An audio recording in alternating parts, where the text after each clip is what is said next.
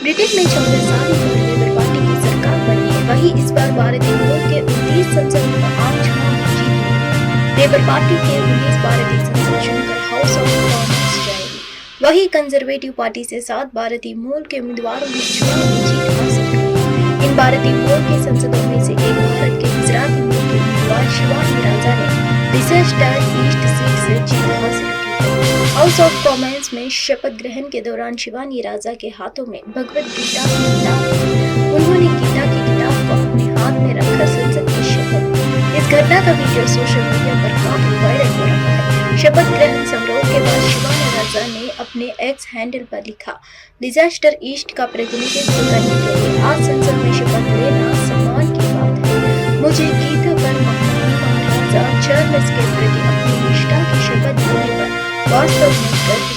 Britain में भारतीय समुदायों के बीच शिवानी राजा काफी लोकप्रिय हैं। कंजर्वेटिव उम्मीदवार के तौर पर उन्होंने 14,526 वोट हासिल किए और लेबर उम्मीदवार राजेश अग्रवाल से 4,426 वोट से हराए। शिवानी राजा का जन्म में लिसेस्टर में हुआ है। उन्होंने Harry primary, Soar Valley college, Wigston और क्वीन एलिजाबेथ द्वितीय कॉलेज से पढ़ाई की है। वो गुजराती मूल की है और उनका परिवार नील से ताल्लुक रखता है।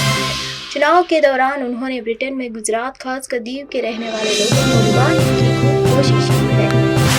वर्षों बाद लोकसभा चुनाव में कांग्रेस को संजीवनी मिली पर अब टांग खिंचाई में फंस गई है। पदाधिकारियों के बीच अंदरूनी कलह सतह पर आने लगी है। नेताओं से लेकर कार्यकर्ता तक महत्वपूर्ण पद पाने की होड़ में बनी बनाई साफ कर बट्टा लगा रही है।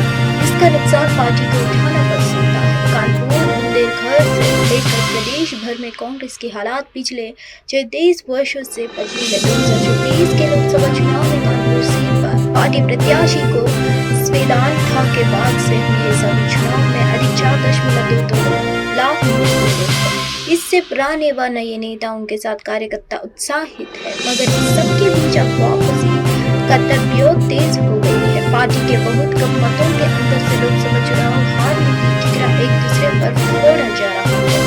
यह लड़ाई लगातार मंचों पर सार्वजनिक भी हो रही है। शहर अध्यक्ष नौशद आलम मंसूरी के विरुद्ध मोर्चा खुला है तो कांग्रेस प्रत्याशी रहे आलोक मिश्रा भी उनके पाले में खड़े हैं। पूर्व विधायक संजीव दरियाबादी, दिलीप शुक्ला समेत कई नेता इन दोनों के साथ गोलबंदी कर चुके हैं। उधर पूर्व विधायक उदय नारायण मिश्र, पूर्व केंद्रीय मंत्री श्री प्रकाश जायसवाल के करीबी रहे अतहर नईम, पूर्व कार्यवाहक शहर अध्यक्ष भूपेश त्रिपाठी, प्रदेश महासचिव हरप्रकाश अग्निहोत्री संबंधित शुक्ला अलग खेमे में जुट गए हैं। इसी तरह दक्षिण में पूर्व प्रदेश सचिव विकास अवस्थी, वर्तमान सचिव जेपी पाल हाला खींचे हैं। गोविंदनगर विधानसभा क्षेत्र से चुनाव लड़ चुकी करिश्मा ठाकुर महापौर का चुनाव लड़ी। आशनी अवस्थी समेत कई नेता पदवानी के लोग हुए हैं। कोई महानगर कांग्रेस कमेटी के पक्ष में, कई पहले जैसे उत्तर दक्षिण व नगर ग्रामीण कमेटी चलती है। उत्तर प्रदेश में भारतीय जनता पार्टी के सहयोगी दलों के 2 विधायकों के खिलाफ गैर जमानती वारंट जारी हुआ है। बसपा विधायक बेदीराम और निषाद पार्टी विधायक विपुल दुबे के खिलाफ लखनऊ में स्पेशल गैंगस्टर कोर्ट ने गैर जमानती वारंट जारी किया है। कोर्ट ने जिस मामले में वारंट जारी किया है वह फरवरी 2006 के रेलवे की ग्रुप डी परीक्षा के पेपर लीक से जुड़ा है। इस मामले में कोर्ट ने बसपा विधायक बेदीराम और निषाद पार्टी विधायक विपुल दुबे समेत 19 लोगों के खिलाफ गैर जमानती वारंट जारी किया है।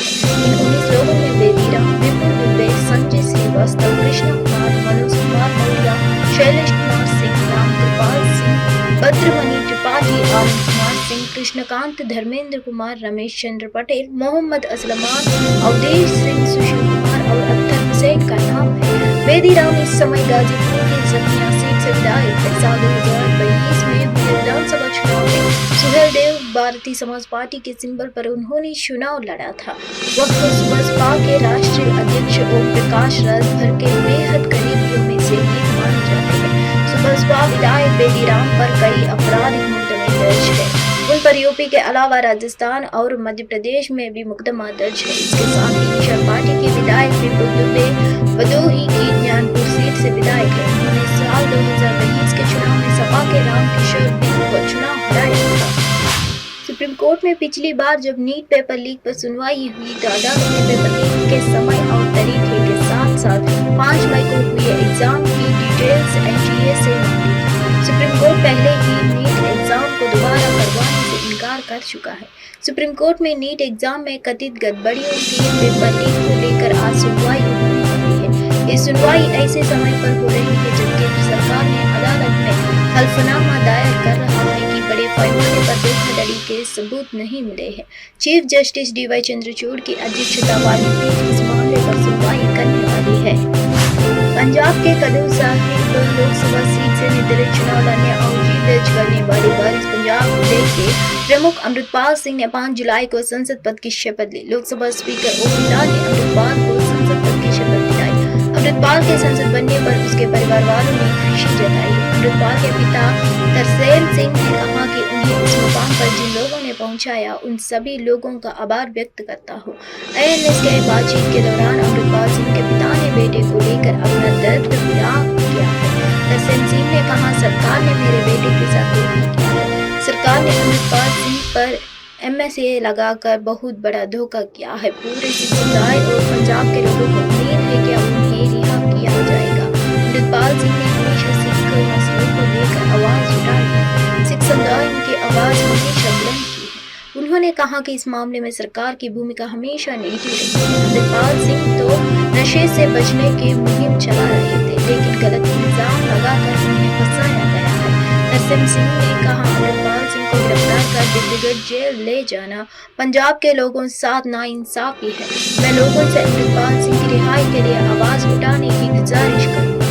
पिछले बयान में अमृतपाल सिंह के पिता ने कहा था कि हमें अभी तक यह नहीं बताया गया है कि वह दिग्विजय जेल से यहाँ पहुंचे हैं या नहीं। अमृतपाल सिंह का खडूर साहिब से लोकसभा सदस्य बनना मतदाताओं और दुनिया भर में रहने वाले पंजाबियों के लिए खुशी की बात है। सरकार को पंजाब के लोगों को एक बार उनसे मिलने की इजाजत देनी